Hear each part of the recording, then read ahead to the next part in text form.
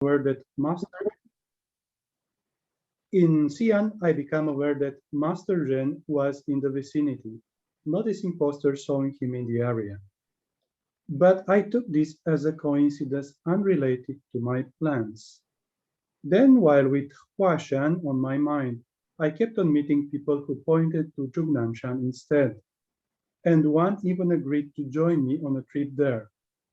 Once at the foot of the mountain, I realized that this was Zhen's home, and I could try to see him, but a series of obstacles almost made me lose hope. This was like some kind of intro to the story.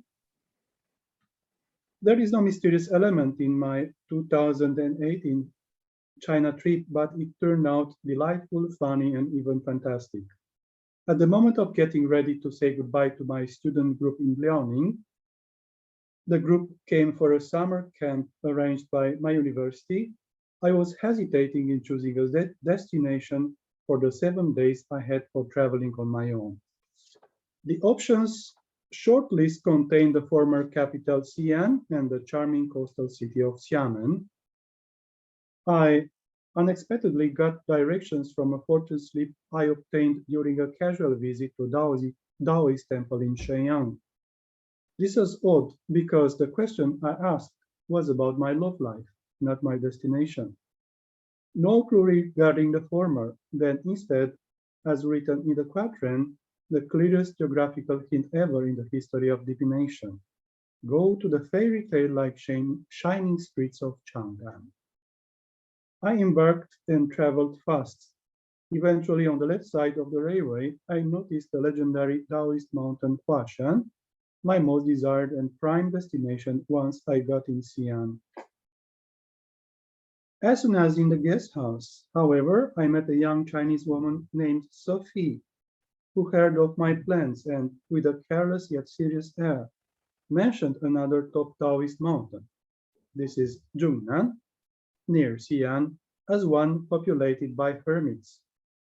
And this, of course, is not the greatest attraction, since the hermits would by nature avoid people, unless they were inauthentic hermits in search of spiritual business. The following morning, Sophie left the guest house and I too had to change accommodation.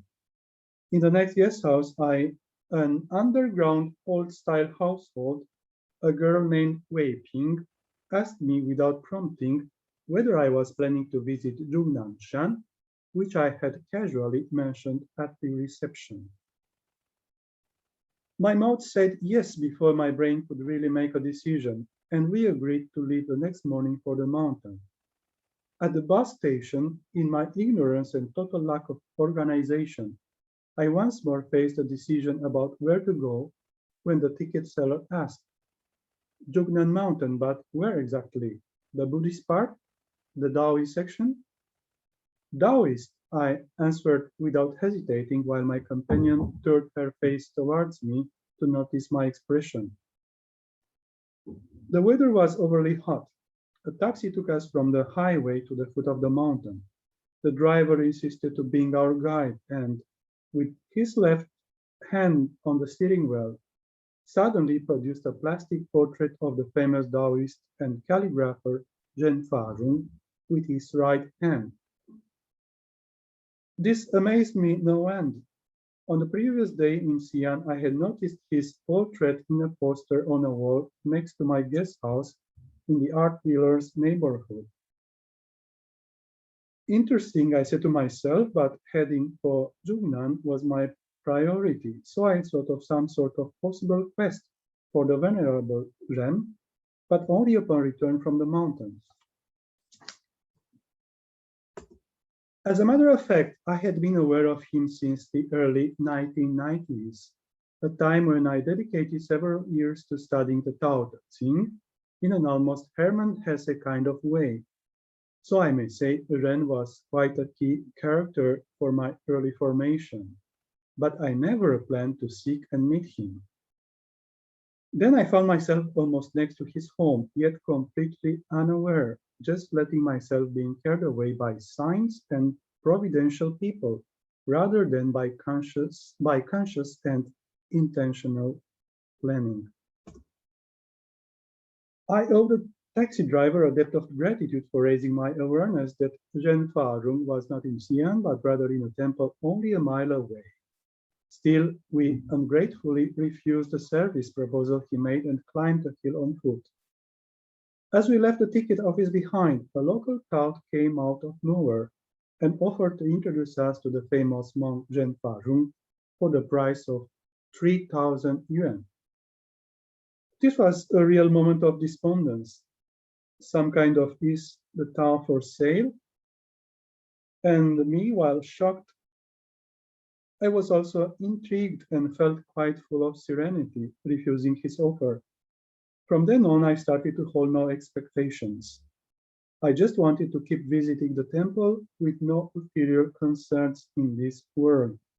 Then, right at the entrance to the main temple compound, a third and the last person appeared, a picturesque lady who proposed to fix us a photo with Zhenfa. Fortunately, I was feeling bold and motivated with my companion waiting by my side, who, even if at certain moments as puzzled as myself, behaved like one ready to wander on and explore the place despite any disillusionment. Around 1 o'clock, noon rest time for the Chinese, we still kept on roaming, looking around the many wooden buildings. While behind such a building, after going around it, all of a sudden my companion asked louder than normal and in a dramatic way, "Hey, is it possible the Venerable Zhenfa lives right here in the house?" We continued walking around the house and made a turn to the left, then turned again, moving in counterclockwise rotation. It was probably a third time for us crossing the same doorway, and this was when, instead of again an empty veranda, we found the Venerable Zhenfa smiling at us while sitting cross-legged on a bamboo armchair. I greeted him in a rather kung fu movie fashion learned from my youth and introduced myself. He stood up and greeted us with joy. Then I started to develop dream expectations from this surprise encounter.